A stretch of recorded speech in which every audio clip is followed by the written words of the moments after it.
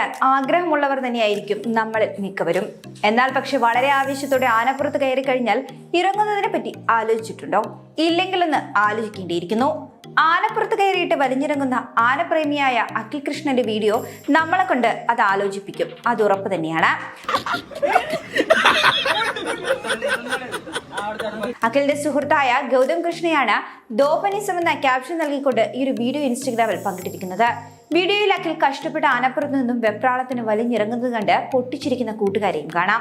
ഈ വീഡിയോയുടെ comment box കണ്ടാലും ചിരിക്കുവാനുള്ളതുണ്ട്. ആ ചിരിക്കുന്നവനാണ് ഇവന്റെ ബെസ്റ്റ് ഫ്രണ്ട് എന്ന കമന്റിന് പുറമെ ഉരഞ്ഞു പൊട്ടിയ മുട്ടകൾ കാണാമെന്ന കമന്റാണ് ഹൈലൈറ്റ് ആകുന്നത്.